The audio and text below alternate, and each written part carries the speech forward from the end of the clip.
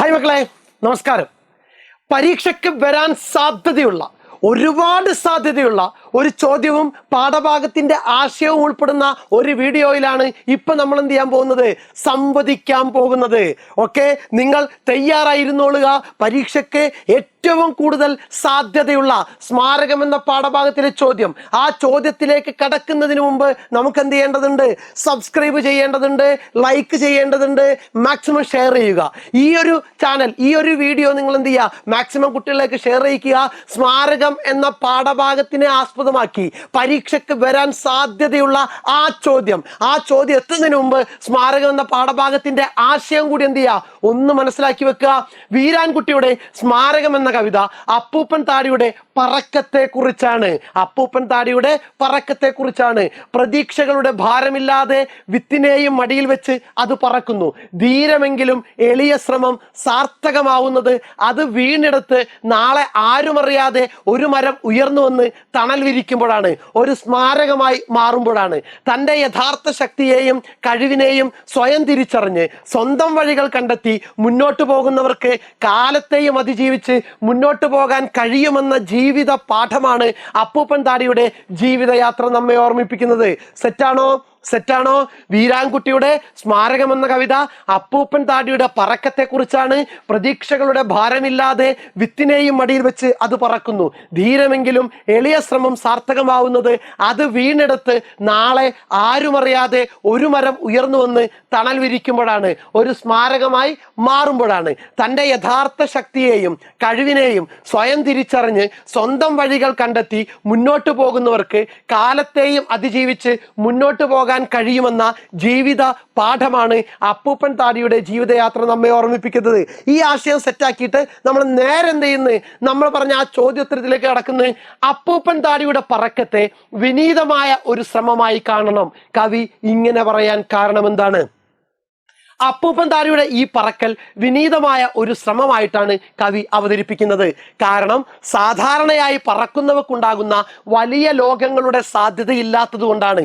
ചിറക്, ആകാശം, ദേശാന്തരം എന്നിവയെല്ലാം പറക്കുന്നവയുടെ സാധ്യതകളും സ്വാതന്ത്ര്യവുമാണ്. അപ്പൂപ്പൻ താടിക്ക് ചിറകുകളില്ല, ദേശാന്തര യാത്രകൾ വിധിച്ചിട്ടില്ല, അതിന് സ്വന്തമായ ഒരു അവകാശവുമില്ല. എന്നിട്ടും അത് താനായി നിൽക്കാൻ പോകുന്ന തൻ്റെ വിത്തിനെയും കരുതിക്കൊണ്ട് പറക്കുന്നു.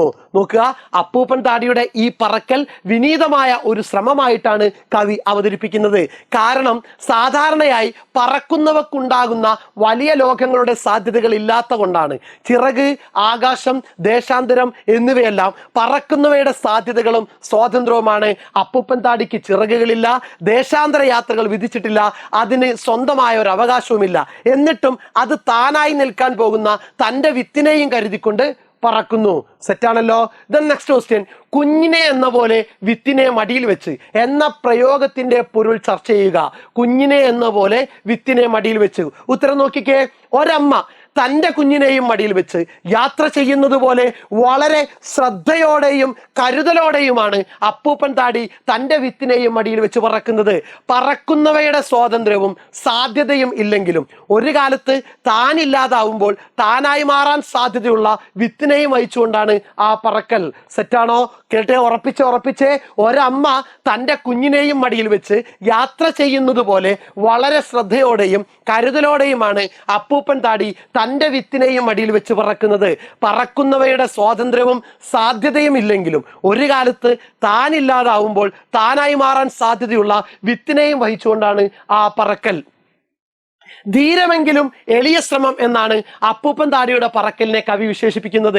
ഈ വിശേഷണം നൽകുന്ന അർത്ഥ സാധ്യതകൾ എന്തെല്ലാം? വളരെ പ്രധാനപ്പെട്ട ചോദ്യം. അപ്പൂപ്പൻ താടിയുടെ പറക്കത്തെ കാവ്യാരംഭത്തിൽ വിനീതമായ ശ്രമം എന്നാണ് സൂചിപ്പിച്ചതെങ്കിൽ അവസാന ഘട്ടത്തിൽ ധീരമെങ്കിലും എളിയ അതിൻ്റെ ശ്രമം എന്ന രീതിയിൽ മാറ്റുന്നുണ്ട്. അറിവില്ലായ്മയുടെ ഭാരക്കുറവിൽ പറക്കുന്ന അപ്പൂപ്പൻ താടിയുടെ ശ്രമം ധീരമായി മാറുന്നത് തൻ്റെ സ്വന്തം കഴിവ് തിരിച്ചറിഞ്ഞ് സ്വന്തം വഴിയിൽ മുന്നേറുന്നത് കൊണ്ടാണ്. വീണു പോകുന്നിടത്ത് പോലും പോലും അതില്ലാതാകുന്നില്ല. അവിടെ അതൊരു മരമായി ഉയർന്നു വരും. എല്ലാവർക്കും തണൽ വിരിക്കുന്ന മരമായി മാറി പുതിയ ദിശകളിലേക്ക് അപ്പൂപ്പൻ താടി അതിൻ്റെ യാത്ര തുടരും. പുതിയ പുതിയ ദിശകളിലേക്ക് പുതിയ അപ്പൂപ്പൻ താടികളെ പറത്തുന്ന മരമാകുന്നതോടെ കവിതയിലെ ഈ അപ്പൂപ്പൻ താടി ഒരു സ്മാരകമായി എന്നും നിലനിൽക്കും. അതിനാലാണ് ധീരമെങ്കിലും എളിയ ശ്രമമെന്ന് അപ്പൂപ്പൻ താടിയുടെ പറക്കലിനെ വിശേഷിപ്പിച്ചിരിക്കുന്നത്. സെറ്റാണല്ലോ. ആശയം നോക്കുക, ചോദ്യോത്തരങ്ങൾ നോക്കുക, സെറ്റ്. പരീക്ഷയ്ക്ക് തകർക്കുക. Okay, thank you.